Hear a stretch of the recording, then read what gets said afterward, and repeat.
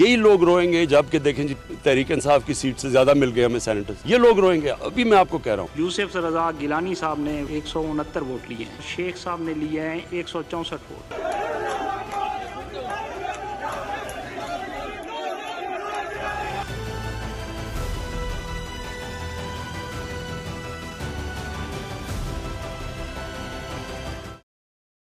आप देख रहे हैं पाकिस्तान टुनाइट और अभी बिलावल भुट्टो जरदारी की प्रेस कॉन्फ्रेंस चल रही थी और यूसुफ रजा गिलानी तो एक अपसेट शिकस्त उन्होंने दे दिया हफीज शेख साहब को, और साथ ही बिलावल भुट्टो जरदारी ने यह भी अनाउंस कर दिया है कि यूसुफ रजा गिलानी चेयरमैन सेनेट के कैंडिडेट होंगे।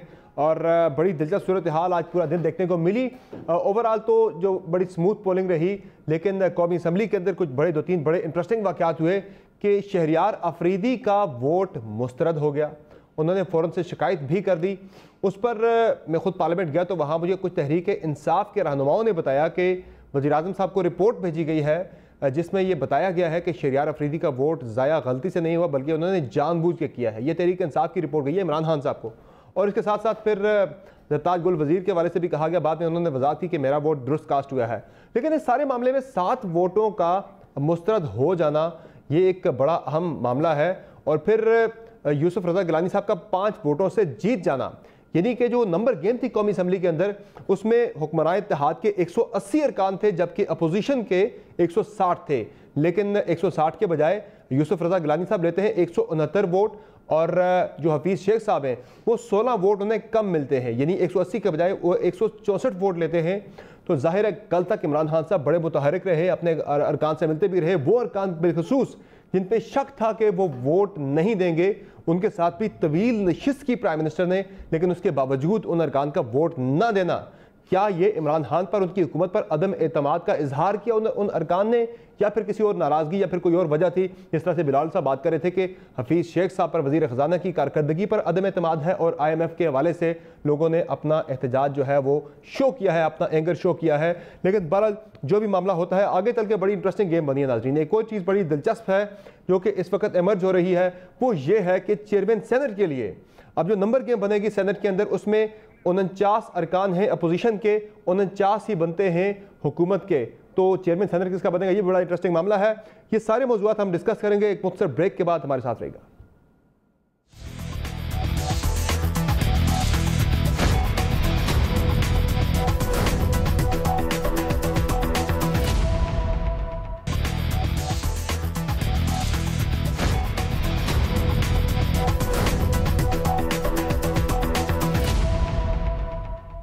वेलकम बैक टू शो नाज़रीन। बात हो रही है सेनेट के इंतखाबात के हवाले से, जिसमें बाकी तो मामूल के मुताबिक ही तनासुब के एतबार से ही नशिस्तें बन रही हैं, लेकिन यूसुफ रजा गिलानी साहब ने जो अपसेट शिकस्त दी है हफीज शेख साहब को, उसके बाद सबसे ज़्यादा उसका जो असर पड़ रहा है वो तहरीक इंसाफ की हुकूमत पे पड़ रहा है। चूँकि कौमी असम्बली के अंदर जो नंबर गेम को अगर देखा जाए तो 172 वोट दरकार होते हैं हुकूमत को बरकरार रखने के लिए, हुकूमत बनाने के लिए। तो अब जो हफीज शेख साहब को जो वोट मिले हैं वो कम वोट मिले, वो 172 से कम वोट मिले हैं। इसलिए अब दोबारा जो PDM पहले बात कर रही थी कि शायद लॉन्ग मार्च की नौबत ही ना आए, उससे पहले ही इमरान खान साहब पे दबाव डाला जाएगा एतमाद का वोट लेने के हवाले से, या फिर तहरीक अदम एतमाद भी उनके खिलाफ लाई जा सकती है। तो क्या इस तरफ हालात जाएंगे और इसके नताइज क्या हो सकते हैं मुमकिन तौर पर, ये भी आज के प्रोग्राम में हम डिस्कस करेंगे। PDM की हिकमत अमली क्या होगी, और इसके साथ साथ फैसल वाडा का मामला भी हम डिस्कस करेंगे। वो भी बड़ा इंटरेस्टिंग है कि उन्होंने आज कौमी असम्बली से रिज़ाइन तो दे दिया अपनी नशिस्त से, लेकिन उनका जो हलफनामा है जो उन्होंने जमा करवाया था इलेक्शन कमीशन के अंदर अपने कागजात नामजदगी के साथ, उसका गलत होना, उसका झूठा होना जो है, उसके उन पे क्या इम्प्लीकेशंस होंगी, उनके लिए उसके क्या कॉन्सिक्वेंसेस, क्या नताइज होंगे फैसल वाडा पे, क्योंकि अगर वो झूठा साबित होता है, इस्लामाबाद हाई कोर्ट ने ये मामला भेज दिया है इलेक्शन कमीशन को कि वो देखे इस मामले को, जांच पड़ताल करे। अगर वो गलत निकल आता है तो फिर वो नाअहल हो सकते हैं। बहरहाल हमें इस मामले पे डिस्कशन के लिए ज्वाइन किया है मलिक अहमद साहब ने, पाकिस्तान मुस्लिम लीग नवाज़ के रहनुमा हैं। उनके साथ तशरीफ फरमा है जनाब हसन मुर्तज़ा साहब, पाकिस्तान पीपल्स पार्टी के रहनुमा हैं, और हुमायूं अख्तर खान साहब पाकिस्तान तहरीक इंसाफ के रहनुमा में प्रोग्राम में ज्वाइन कर रहे हैं। सबसे पहले बात करते हैं कि क्या ये जो अपसेट शिकस्त है ये इस तरह के नताइज एक्सपेक्ट कर रही थी खुद PDM भी? सर ज़रा एक ऑनेस्टली मलिक साहब, आज सुबह तक क्या लग रहा था आपको कि जीत जाएंगे गिलानी साहब? जी शुक्रिया सबर। देखिए जो हुकूमत की सूरत हाल थी, ऑनेस्टली स्पीकिंग जिस तरह का पैनिक शो हो रहा था, और जिस तरह वो हाथ पैर मार रहे थे इलेक्शंस को पोस्टपोन करवाने के लिए, और जिस तरह वज़ीर आज़म उन अरकान के साथ मुलाकातें कर रहे थे जिन पे उनका कोई वसवसा था कि गालिबन ये वोट कर रहे हैं कि नहीं कर रहे, तो वो नॉर्मल एक्टिविटी नहीं थी गवर्नमेंट की साइड से। तो ये गालिब इम्कान ये था, लग ये रहा था कि हुकूमत की सफ़ों में कोई खुलबली तो है। अच्छा, दूसरा फैक्टर ये था कि ये जी क्योंकि मुत्तहिदा कौमी मूवमेंट जो थी उसने पीपल्स पार्टी की ऑफ़र नहीं मानी, तो गालिबन शायद अब हुकूमत कंफर्टेबल हो गई है। तो ये एक सूरत सी थी जिस पर हम कुछ मज़ीद ये कुछ कंफर्मेशन से नहीं कह पा रहे थे कि क्या है, लेकिन ये एक ओवरवेलमिंग राय थी कि जो पोस्चर है दोनों कैंडिडेट्स का, जी जी, ऑब्वियसली वोटर्स तो एमएनएज हैं, तो यूसुफ रज़ा साहब की एक गुडविल इस हाउस के अंदर तो मौजूद थी, उनके लोगों के साथ ज़ाती मरासम, एक लंबा उनका सन 85 से वो इसी असेंबली के मेंबर चले आ रहे हैं, स्पीकर रह चुके हैं, वज़ीर आज़म रह चुके हैं, और पीपल्स पार्टी की एक अपनी उनकी लीडरशिप की पोजीशन भी थी। तो लग ये रहा था कि शेख हफीज़ शेख साहब को और यूसुफ रज़ा का कोई कंपैरिजन नहीं है। तो अगर गवर्नमेंट अपना पूरा एफर्ट भी करेगी तो कैंडिडेचर की बेहतरी जो है वो भी यूसुफ रज़ा आपका एक्सपेक्टेड था रिजल्ट आपके लिए यही जो आया है? नहीं, मेरा honestly speaking it was a tough fight, challenge बहुत बड़ा था बिल्कुल, और पीडीएम ने वो जीता है। ठीक है, हसन मुर्तज़ा साहब ऑनेस्टली बताइएगा कि जब नताइज आए एकदम से झटका लगा गया, वाकई गिलानी साहब जीत गए, यकीन ज़ाहिर करना शुरू में थोड़ा मुश्किल हुआ होगा, ज़ाहिर गवर्नमेंट के नंबर उनके पास ज़्यादा थे। देखें, शुक्रिया समर, जैसे मलिक अहमद साहब ने बताया बिल्कुल इसी तरह की सूरत हाल थी, बड़ी टेंस थी और ये देखा जा रहा था कि बड़ा सख्त कंपटीशन होगा, लेकिन कल तक मैं यकीन के साथ था कि हम जीतेंगे। वीडियोज़ आने से पहले तक? नो, वीडियोज़ नहीं, जो हुकूमती हलकों में खुलबली थी, जी जी, जो एक्टिविटी सारी रात होती रही इस्लामाबाद के अंदर, जिस तरीके से एमएनएज़ के साथ जो मशकूक आप कह लें, जो लिस्ट में थे कि शायद ये हमें वोट ना करें, उनसे टेलीफोनिक राब्ते जो थे, उनसे बातचीत जो थी, वो पता चलता रहा। उससे ये अंदाज़ा होता था कि शायद अब रिजल्ट्स कुछ और हो। अच्छा, लेकिन मुकाबला सुबह तक आपको हो गया था कि शक पड़ गया था कि हाँ जी शायद, लेकिन मुकाबला टफ होगा। हाँ, मुकाबला टफ, लेकिन गिलानी साहब के लिए आपको मुश्किल लग रहा था कि शायद ये रिजल्ट्स ना आए। लेकिन फिर उसके बाद जो सारा दिन पोलिंग देखी और उसमें शहरियार अफरीदी का वोट ख़राब हो गया और उस पर वहाँ से होप मिली आपको, उम्मीद मिली? हाँ अफरीदी वाले हाँ जी, उस टाइम हमें यकीन हुआ कि अल्लाह ताला जो है वो भी हमारी मदद कर रहे हैं, और उधर भी जो है वो नशेइयों की बादशाही है और को बेहतर फैसला आएगा। ऐसी बात तो ना करें, बहरहाल जो एक देखिए ना, नशा जो हसन कह रहे हैं वो ताकत के नशे की बात नहीं, ऐसी बात ना करें, नहीं ताकत के नशे की बात करें, नामुनासिब है। चलिए मेरी बात नहीं, मैंने कौन सी गलत बात कह दी? नशेइयों की हुकूमत, ताकत के नशे की बात कर रहे हैं ना जी, कि वो ताकत के नशे में धुत थे, और आप खुद नशा का आपने फिर ताकत वाली बात लुकमा दिया तो होता है उस तरफ कहिए बात, वैसे कर लें जैसे आप मुनासिब समझते हैं जी। ठीक है। अच्छा, हुमायूं अख्तर खान साहब, ये जो आज शिकस्त का सामना करना पड़ा है हुकूमत को, अपसेट शिकस्त इसे कहा जाता है, ज़ाहिर नंबर गेम के अतबार से पोजीशन वीक थी यूसुफ रज़ा गिलानी साहब की, नताइज को फिर तस्लीम करेंगे? आप कर रहे हैं, मान रहे हैं नताइज को? बोल तो मैं कहूँ जी कि आपके प्रोग्राम में मैं इसलिए आता हूँ, समर अब्बास के इधर संजीदा गुफ्तगू होती है, ये गैर संजीदा गुफ्तगू जो अभी हमने सुनी है इसको आप हदफ करें, वरना ये गुफ्तगू करनी है मैंने कन्फ्रंट किया इसीलिए कि नामुनासिब है, मैंने उसे नामुनासिब कहा, मैंने इसीलिए उनको रोका है। फिर आप कोई और प्रोग्राम बुलाएं और किसी और को बुलाएं जो इस तरह की गुफ्तगू करते हैं। मैं नहीं करता, मेरे पास भी इस तरह के करने की बहुत चीजें हैं, लेकिन मैं ये सियासत में चीज लाता नहीं हूँ। गलत नहीं होनी चाहिए ऐसी बात, दुरुस्त है। हाँ जी। पॉइंट नंबर 2, इधर गुफ्तगू हो रही है कि ये कोई नो कॉन्फिडेंस है, तो मुझे जरा बताइए कि जो खवातीन की सीट थी जो हम जीते हैं 174 वोट्स, 5 वोट जाया हुए हैं, उधर नो कॉन्फिडेंस किधर चला गया? ओके, सो वो जो आर्गुमेंट है वो बिल्कुल रद्द। We still have a majority, clear majority in the house. तीसरी चीज ये है कि जो अनफॉर्चुनेटली यूसुफ रज़ा गिलानी के साहबजादे की जो वीडियो वायरल हुई है, उसमें आज हमें नजर आया कि 7 वोट हमारे जाया हो गए हैं। हफीज शेख और यूसुफ रजा गिलानी का फर्क जो है वो 5 वोटों का है। अब देखते हैं कि और ये हम इसको दोबारा रिकाउंट कराएंगे। चौथी बात ये कि जी हम बतौर इवन सिटिंग गवर्नमेंट होते हुए हम अरसा दराज से ये कह रहे थे, हमने सरतोड़ कोशिश की कि साल से जब से 93 का आइन आया है, ये जो एक मसला खड़ा हो जाता है चोर बाजारी का और हॉर्स ट्रेडिंग का, इसको खत्म किया जाए। ओके, और आज अनफॉर्चुनेटली हमने सफर किया, और ये कहना कि हमारी पार्टी में ये मसला था, वो था, हाँ वो तो गलत साबित हो गया ना, क्योंकि औरतों की सीट तो हम जीत गए, तो उधर वो मसला फिर किधर गया। ओके, तो इसका मतलब आप कह रहे हैं कि हफीज शेख साहब से मसला था, लोगों ने उन पे अदम एतमाद का इजहार किया, इमरान खान पे नहीं किया? नहीं, हफीज शेख साहब से मसला नहीं था। मसला था कि ये जो वीडियो वायरल हुई और कुछ हद तक वेरी डेफिनेटली जो इतनी कॉन्फिडेंट फिर रही थी पीडीएम, उनके कुछ और हरबे भी इस्तेमाल हुए होंगे। मसला हफीज शेख नहीं था, मसला ये टैक्टिक्स थे। ओके, जो टैक्टिक्स आपको फिर खवातीन की सीट में नजर नहीं आई। वीडियो आने के बावजूद फिर भी आप मैनेज नहीं कर सके, ये बड़ी हैरानकुन बात है। ये तो गवर्नमेंट को फिर अपनी नाकामी माननी चाहिए। समर अब्बास जिसकी नीयत ही खराब हो जाए उसको आप क्या मैनेज करेंगे? अच्छा। ओके ना, दूसरा मैं आपसे गुजारिश करूं कि बाय द वे मैं आपको एक खुशखबरी सुनाना चाहता हूं। मैं अभी मुझे लेटेस्ट इत्तला मिली है, हमने अरसा दराज से केपीके की असेंबली में अपोजिशन को कहा कि 10 सीटें हमारी बनती हैं, आप 10 हमने जैसे पंजाब में हमने किया, नून से किया, ओके, और 2 आपकी बनती हैं।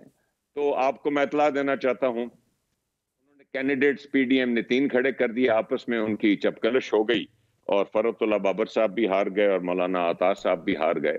और मैं आपको खुशखबरी देना चाहता हूं कि बीएपी प्लस पीटीआई की इस पर 11 सीटें हो चुकी हैं। तो जो इधर एक हमारा लॉस था वो हमने गेन कर लिया है, तो हमारे नंबरों में फर्क नहीं है। ये वैसे कोई तहरीक इंसाफ के अंदर से पहले इस तरह की बात चल रही थी कि हम वहां पे हमारी 10 बनती हैं, 11 ले लेंगे, तो फिर यहाँ पे फिर क्या हुआ सर? यहाँ भी इनफाइटिंग थी, यहाँ ज़मीर बिक गए, वहाँ इनफाइटिंग थी। समर अब्बास, मैंने आपको वजह बताई है ना, जब हमने तो 10 कैंडिडेट खड़े किए, हमने तो हमारा इशू ये है कि बीएपी ने एक कैंडिडेट खड़ा किया, पीडीएम की सीटें 2 बनती थी, उन्होंने अपने आदमी फरतुल्लाह बाबर पुराने एक सियासतदान है, ओके, मौलाना अता पुराने सियासत, वो दोनों अपनी सीटें हार गए।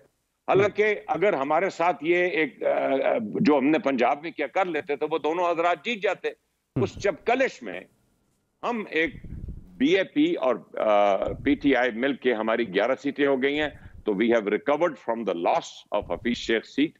और हफीज शेख सीट हम क्यों हारे हैं वो मैंने आपको वजूहात बताई हैं, और क्योंकि हम खवातीन की सीट क्लियरली जीते हैं 174, 5 हमारे वोट जाए हुए हैं, और इससे वाज़ेह है कि पीडीएम के जो टैक्टिक्स थे जिस वजह से ये यूसुफ रजा गिलानी साहब जीते हैं, उन्होंने काम किया है कि वोट जाया कराने पे, और उन्होंने काम किया है, वो कॉन्फिडेंट इतने फिर रहे थे कि जैसे फिरदास आशिक अवान ने कहा है कि कुछ ना कुछ चमक तो कहीं नजर आई है। बहरहाल चमक नजर आई है तो वो तहरीक इंसाफ के बंदों को ही नजर आई है। हर दफा तहरीक इंसाफ के बंदों को ही क्यों नजर आती है, ये भी बड़ा एक हैरानकुन मामला है। 18 में भी तहरीक इंसाफ के बंदों को ही चमक नजर आती है, जाके 21 में भी उन्हीं को नजर आती है।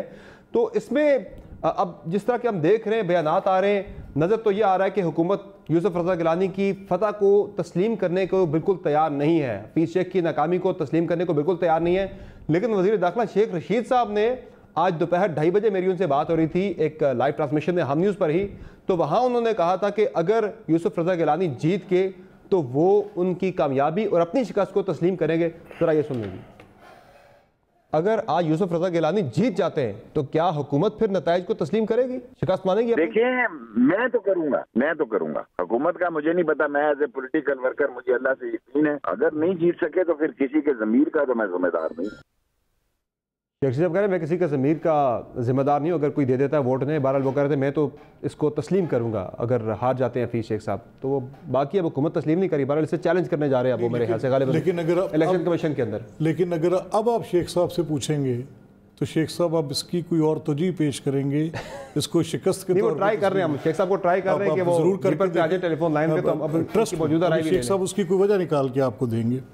अच्छा, दूसरी भी जो हुमायूं साहब बात कर रहे थे ना, हुमायूं साहब कह रहे थे कि जी केपी में या बलूचिस्तान में या सिंध में जो सीट्स हुई हैं उनमें हमारे कुछ पीडीएम के जो लोग थे उनमें फरतुल्लाह बाबर साहब थे, अताउर रहमान साहब थे, अब अब्बास अफरीदी साहब भी वहाँ पे कॉन्टेस्ट कर रहे थे केपी के अंदर। तो अब देखिए ना कि अगर वहाँ पर आपकी मुतनासिब वोटों की प्रोपोर्शन के मुताबिक सीट्स नहीं निकलती तो वो तो आप सब कहते हैं कि उसकी पॉलिटिकल रीज़न है, इनफाइटिंग है।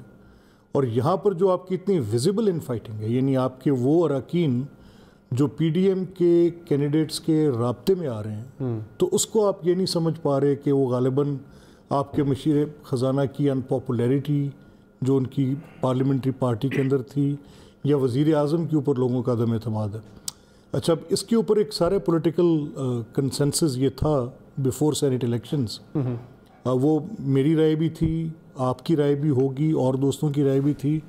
जितने लोग अपनी एक तज्जिया कर रहे थे वो ये कह रहे थे कि अगर इलेक्शन सिर्फ यूसुफ रज़ा साहब का है, बाकी सेनेट का इलेक्शन तो प्रोपोर्शनेट ही होगा, कोई उसमें इतना फ़र्क नहीं होगा। And if यूसुफ रज़ा साहब विन्स द इलेक्शन तो गालिबन फिर ये बात सिर्फ एक सेनेट के इलेक्शन की नहीं है, ऐसा ही है। ये ऐसे है कि जैसे इमरान खान के खिलाफ अगर कल को नो कॉन्फिडेंस मूव आ जाती है और वो भी अगर पीरियोडिक होती है, लेट्स से कि भी पहले सेनेट के चेयरमैन के इलेक्शन का वक्त आता है, बिल्कुल ऐसा है, और अगर ये पहला मैच तो वहीं पे पड़ेगा चेयरमैन सेनेट के इलेक्शन पे आके, और अगर आप चेयरमैन सेनेट के इलेक्शन में आप गवर्नमेंट को डिफीट कर देते हैं तो फिर it is on the cards, it is in the wings. ये तो ज़मीनी इंतखाबात थी, पहले हुकूमत हारी, उसमें 9 में से 7 हलकों पे। अच्छा, और ये दशका के अंदर भी जो फैसला हुकूमत के तकरीबन खिलाफ उनकी मंशा के खिलाफ आया, तो ये फिर सेनेट के अंदर आके चीज़ें होना, ये तो फिर इंडिकेशंस भी है कुछ। ये 7-8 मुसलसल वाक़यात ऐसे हैं जिनको आप गिन सकते हैं, यू कैन काउंट इट, कि जिसमें हुकूमत को हज़ीमत उठानी पड़ रही है।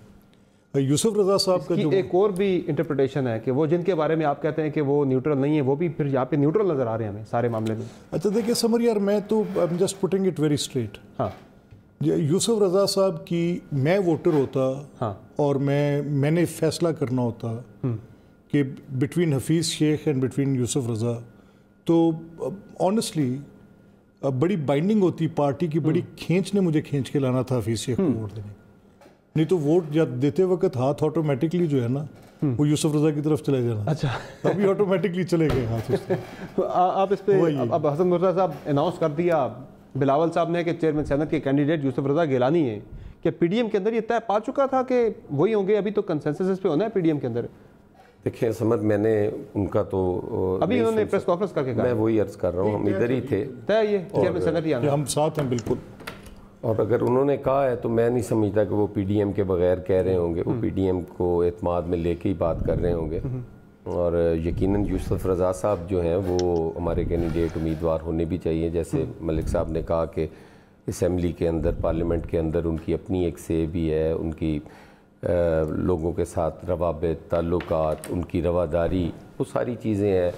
उनका जो कैंडिडेचर है वो हसन मुर्तज़ा साहब, वो तो अपनी जगह पर चीज़ें सारी ठीक है, लेकिन कल से जो वीडियोज़ आ रही हैं सामने वो आपके लिए मसला बनेगी। ये तो हम कल से कह रहे थे कि यूसुफ रज़ा गिलानी साहब के लिए जीत शायद थोड़ी मुश्किल हो जाए वीडियोज़ के आने के बाद, ऑडियो टेप्स के आने के बाद, लेकिन जीत भी गए तो वो जीत उनकी बड़ी मुतनाज़ होगी। अब ज़ाहिर हुकूमत तो जाके चैलेंज करेगी उसे इलेक्शन कमीशन के अंदर। वो जो नासिर शाह साहब के वाले से जो उनकी मुबैना ऑडियो टेप चल रही है, वो पैसों की ऑफर कर रहे हैं, तो पैसे की चमक कहीं ना कहीं तो अमल दखल था इसके अंदर।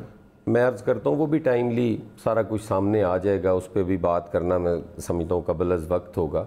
वो इंशाअल्लाह ताला अगर इलेक्शन कमीशन में गए, कल ही आ गई थी चीज़ें सारी सामने, नहीं वो आ गई ना। अब एक ऑडियो आती है, उस पर क्या होता है क्या नहीं होता, वो उनकी होती है नहीं होती, क्या बात उस पर। वीडियो तो गिलानी साहब के बेटे की थी ना, जिसमें वो कह रहा था कि आपके वोट अपना मुस्तरद करना है, वो वाकई में 7 वोट मुस्तरद हो गया। कोई लेन देन नहीं हो रहा, वो कंपेन कर रहा है, उसका हक है अपने वालिद के लिए कंपेन करना, उसका वालिद कैंडिडेट है, उनका हक बनता है कि वो उनके लिए वोट भी मांगे। और वो वोट मांगा नहीं है, उन्होंने वोट मुस्तरद करने का कहा है। आपने अपना वोट मुस्तरद करना है। जो बात मैंने वीडियो जो देखी है और जो मेरी समझ में आई है, वो गवर्नमेंट को उनके तहरीक इंसाफ के MNAs को कह रहे हैं, बिल्कुल ऐसा ही है। जब उन्होंने MNAs ने उन्हें कहा कि हमें प्रेशराइज किया जा रहा है, हमें निशान लगाने के लिए कहा जा रहा है, तो उन्होंने कहा फिर आपके पास ऑप्शन बचती है, आप ज़ाया भी कर दें।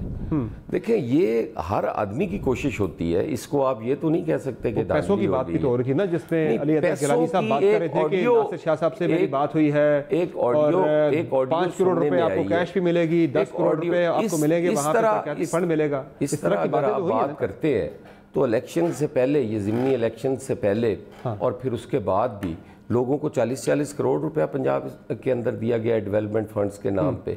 क्या वो इस तरह पैसे तकसीम करना, दोनों चीजें गलत हैं? ये भी गलत है, वो भी गलत है। क्योंकि जीत अब गिलानी साहब गए तो ये मामला ज्यादा जरा इस पे लेकिन उस पे हमने ये तो हद लागू नहीं ना कर देनी कि उस पर कोई तहकीकात ना हो। बात भी होगी, तहकीक भी होगी, केसेस भी चलेंगे, वो जो चीज़ सामने आएगी उसके मुताबिक वो फैसला होगा। और आज जहाँ तक ताल्लुक हमारे इस इलेक्शन का है, तो इस पे जो हम फोकस कर रहे हैं कि वो इस तरह हुआ और ये हुआ, टेक्निकल ग्राउंड्स को छोड़े, हमें ये चीज़ तो तस्लीम करनी चाहिए कि ये बैड गवर्नेंस भी है उसमें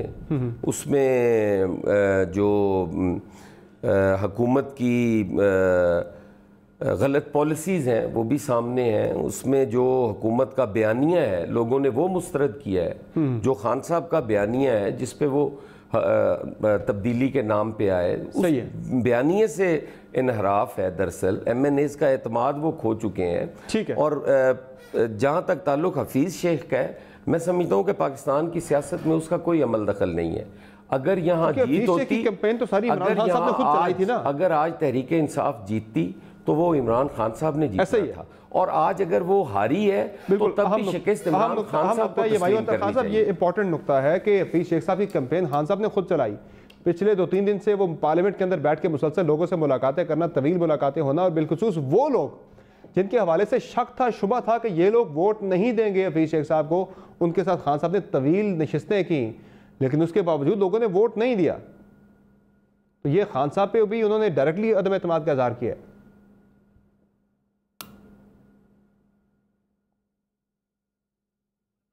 जी मायूस साहब, आपका माइक ऑफ है सर, माइक ऑन कीजिएगा जरा। जी समर अब्बास, देखिए मैं पहले भी गुजारिश कर चुका हूं कि प्राइम मिनिस्टर ने तो अपने पूरे पाकिस्तान में हर कैंडिडेट की कैंपेन की, और हमेशा प्राइम मिनिस्टर्स करते हैं और हर किसी से मुलाकात करते हैं।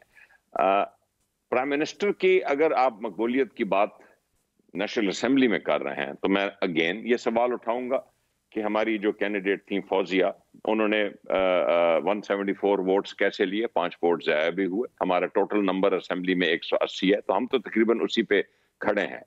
इसका मतलब ये है कि हफीज शेख के जो इलेक्शन में हुआ है, ये अगर आप अली गिलानी की वो वायरल वीडियो देखें और ये जो कॉन्फिडेंस था PDM का और जो यूसुफ रजा गिलानी को खड़ा करना था, इसको मद्देनजर रखते हुए हमें बिल्कुल यकीन है कि जो असेंबली की सही सूरत हाल है वो फौजिया वाली है। जो असेंबली की आर्टिफिशियल एक सिचुएशन क्रिएट की गई है वोट ज़ाया करा के या चमक दिखा के, वो आपको हफीज शेख के इलेक्शन में नजर आ रही है, जिसके लिए हमने 2-3 महीने से एक मुहिम चलाई हुई थी। हम पूरे पाकिस्तान में ये खत्म करना चाहते थे।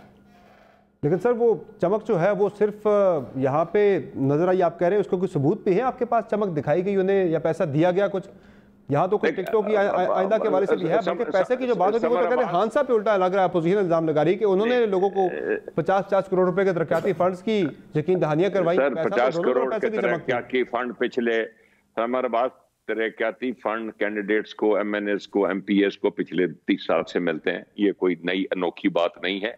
सिंध में नासिर शाह साहब की गालिबन को टेलीफोन कॉन्वर्सेशन आई है, वो भी तरक्याती फंड दे रहे थे, आधे तरक्याती फंड और आधे कोई और फंड दे रहे थे। ये जो KPK में हुआ है, मसलन PTI ने ऐसी कोई हरकत नहीं की। KPK देखे ना, हम हरकत करनी होती तो हम बलूचिस्तान में करते, हम सिंध में कर सकते थे। KPK में मलिक साहब फरमा रहे थे, लेकिन मलिक साहब हमारे तो कैंडिडेट 10 थे, एक BAP का कैंडिडेट था जिसने पेपर फाइल किए हुए थे PDM के साथ। PDM जब आपस में लड़ी है तो मलिक मलिक साहब बखूबी वाकिफ हैं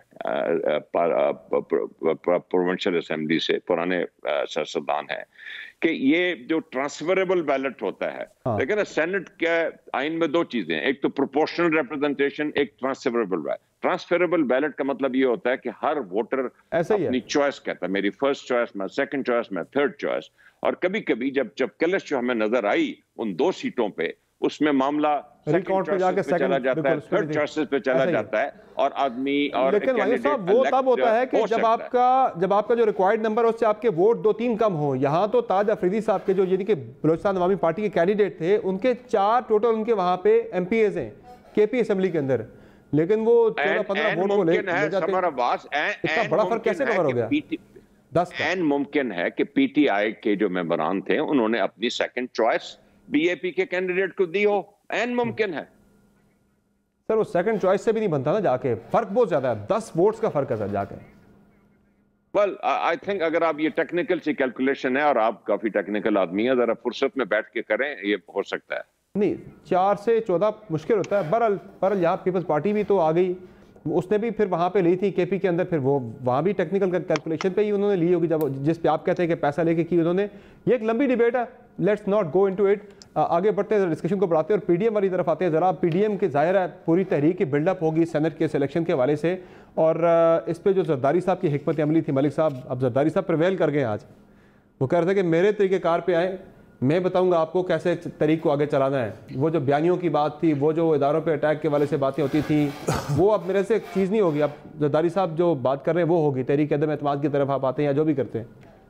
नहीं देखिए, पीपल्स पार्टी का समर जो एक पोजीशन है पीपल्स पार्टी की और जरदारी साहब की, तो उनका ये मानना है कि सिविलियन बालादस्ती के लिए हम तो वाहिद पार्टी हैं जो अपनी जानें तक कुर्बान कर चुकी हैं और हमने बड़ी सोबत सही है।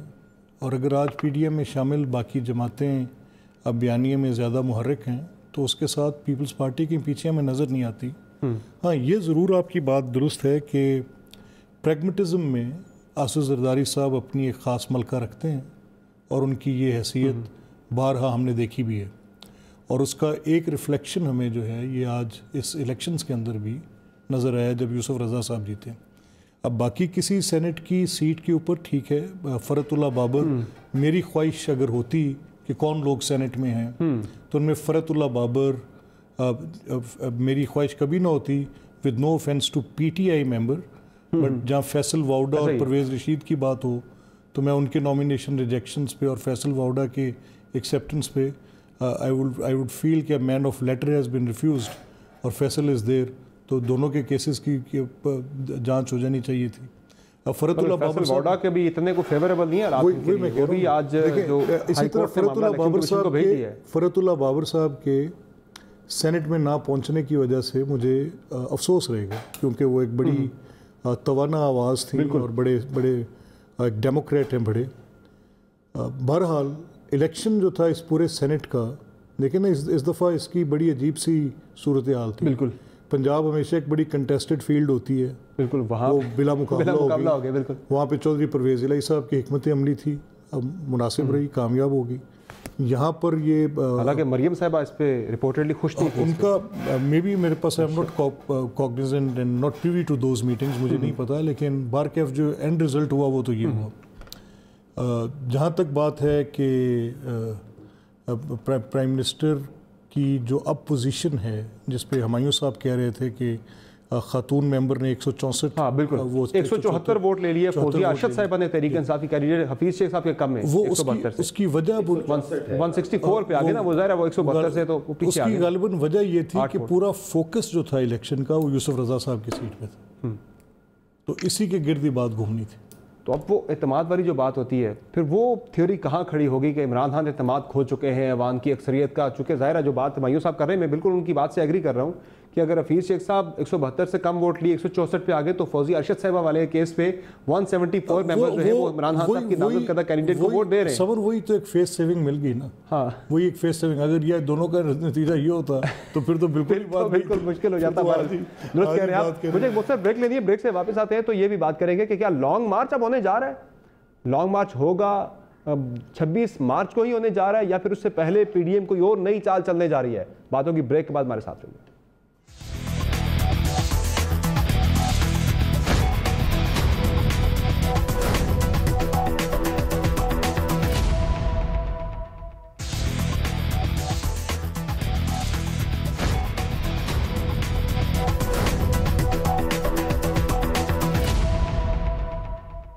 Welcome back the show. नाज़रीन, यूसुफ रज़ा गिलानी की ने जो शिकस्त दी है, अपसेट शिकस्त हुकूमती उम्मीदवार हफीज़ शेख को, उसने हुकूमत को यकीनी तौर पर हिला के रख दिया है। क्या कहेंगे इस पर हसन मुर्तज़ा साहब? अब ज़ाहिर है कल तक हम बयान सुन रहे थे अपोजिशन रहनुमाओं के कि शायद लॉन्ग मार्च की अब ज़रूरत पड़े ही ना, उससे पहले ही शायद कुछ ऐसा हो जाए कि हुकूमत को रुखसत कर दिया जाए। लॉन्ग मार्च हो रहा है 26 मार्च को, उससे पहले कुछ करने जा रहे हैं आप? देखें जी, जहाँ तक तहरीक का ताल्लुक है तो वो तो बेस करती है महंगाई पर, अवामी इश्यूज़ पर, उसमें बैड गवर्नेंस है, उसमें लॉ एंड ऑर्डर की ख़राब सूरत हाल है, उसमें बेरोज़गारी है, उसमें महंगाई है, उसमें आए दिन पेट्रोल वो है। लेकिन मैं हिकमत अमली की बात कर रहा हूँ, हिकमत अमली हुकूमत को हटाने के लिए ये तो वजूहात बता रहे ना, वो तब्दील होगी क्या? अब वो तहरीक तो साथ साथ यकीनन चलेगी। लॉन्ग मार्च भी होंगे, एहतजाज भी होगा, गली मोहल्लों तक होगा। अच्छा, दूसरे अब इस्तीफे दें इस कामयाबी के बाद, अब आप अपोजिशन इस्तीफे देगी या हुकूमत से इस्तीफे लेगी? इस्तीफे तो वाले पे जरा बता दें। आपने एक नया सवाल जो मीडिया की तरफ से हमेशा हमारे पे होता है कि आप इस्तीफे देंगे। नहीं, अब देंगे या लेंगे? तो लेने निकले हैं जी। इस्तीफा तो खान साहब ने देना है, प्राइम मिनिस्टर ऑफ पाकिस्तान ने देना है। हमने इस्तीफे किस लिए देने हैं? हमने तो बड़ा वाजिया कहा है कि हम इनका मुकाबला इन हाउस भी करेंगे, बाहर ज़िमनी इंतखाबात में भी करेंगे। वाला चैप्टर अब क्लोज हो गया, पुरानी हो गई बात। इस्तीफा लेंगे ज़रूर, देने की तो अब बात ख़त्म हुई ना, देने वाला तो अब कोई है ही नहीं है। जब एक हाउस में उनकी अक्सरियत ही नहीं है तो हम उन्हें इस्तीफे देकर वो अक्सरियत उन्हें दे हैं कि वो यहाँ पे अक्सरियत में बैठें, ये मुमकिन नहीं है। और ना ही आपकी भी यही सोच है कि अब इस्तीफे आपने अब इस्तीफे देने नहीं, अब इस्तीफे लेने? हिकमत अमली यहाँ तक चेंज हो गई है? नहीं समझ जो बात करें हसन मुर्तज़ा साहब, अभी ये इब्तदाई तौर पे तो अभी हम जिस तरह देख रहे हैं कि एक लॉन्ग मार्च सामने है और अभी सेनेट के चेयरमैन के इलेक्शन का कंटेस्ट सामने है, तो ये सारी अभी बड़ी पॉलिटिकल एक्टिविटीज़ हैं। इनके जाने तक अगर पीडीएम की क़यादत ये फ़ैसला करेगी कि देने हैं तो देने के लिए हाजिर हैं, अगर ये फ़ैसला करेगी कि लेने हैं तो उसके लिए हम अपना सरबकफ होंगे। देखते हैं जो भी सूरत हाल आगे चलती है। मायूतर खान साहब, इस पे ये जो चल रही थी राय, चल रही थी, डिस्कशन चल रही थी कि क्या प्रेसिडेंट पे हम दबाव डालेंगे कि वो इमरान खान साहब से एतमाद का वोट लेने का कहें? ज़रा वो चीज़ तो ख़त्म हो गई है, चूँकि फौजिया अरशद साहिबा ने जिस तरह आपने बात की 174 वोट ले लिए हैं, अब वो एतमाद वाले चैप्टर तो क्लोज हो गया है। लेकिन ये जो बात करें हसन मुर्तज़ा साहब कि अब हम इस्तीफे देंगे नहीं, इस्तीफे लेंगे, वो पीडीएम की पूरी हिकमत अमली चेंज हो गई है आज के बाद। मेरी गुजारिश ये है जी कि 20 सितंबर से जब से पीडीएम की ये मुहिम शुरू हुई तो आपके प्रोग्राम में, बाकी प्रोग्रामों में पीटीआई ने यही बात की है कि पीपल पार्टी इस्तीफे देना नहीं चाहती और वो इस सिस्टम का हिस्सा हैं और सिस्टम का हिस्सा रहना चाहते हैं। उनकी पाकिस्तान के दूसरे बड़े सूबे में हुकूमत है, वो स्टेक होल्डर हैं। वो बिल्कुल एक सच साबित हुआ। दूसरी ये बात आती है कि आया जो नैरेटिव था पीडीएम का, उसको अवाम में ट्रैक्शन मिली कि नहीं मिली? बिल्कुल भी नहीं मिली। आपके सामने है सारा, अवाम तो उनके साथ नहीं चली। लेकिन तीसरी इम्तिहान भी तो हुकूमत उसमें नाकाम रही ना। मैं गुजारिश करूं, तीसरी बात जो बहुत ही अहम है और वो ये है कि वाज़े तौर पे हमें पीएमएलएन के अंदर एक पावर स्ट्रगल नजर आ रही है और सबको पता है, मलिक साहब को भी पता है, वो नहीं बोलेंगे, बाकियों को भी पता है कि शहबाज शरीफ और उनका ग्रुप और मरियम साहबा और उनका जो भी ग्रुप है वो आपस में गलों में तो डालते हैं और प्यार मोहब्बत की बातें तो करते हैं, लेकिन अंदरूनी स्ट्रगल बड़ी नहीं। वो नहीं, देखें समर अब्बास, आप पॉलिटिकल एनालिस्ट हैं। There is a struggle, there is a reason के लाहौर का जलसा कामयाब क्यों नहीं हुआ, दिन रात देखिए हम सर वो बाकी आपस में इख्तलाफात होंगे, आपस में इख्तलाफात होंगे, लेकिन इमरान खान साहब को उनकी हुकूमत को हटाने के लिए वो एक पेज पर है। बल्कि मुझे एक मुफ्त ब्रेक लेनी है, ब्रेक के बाद अगर वापस आके इस पे हम मजीद अगर बात कर लें। हाँ जी, ब्रेक लेते हैं, ब्रेक से वापस आएंगे, डिस्कशन जारी रहेगी, हमारे साथ रहेगा।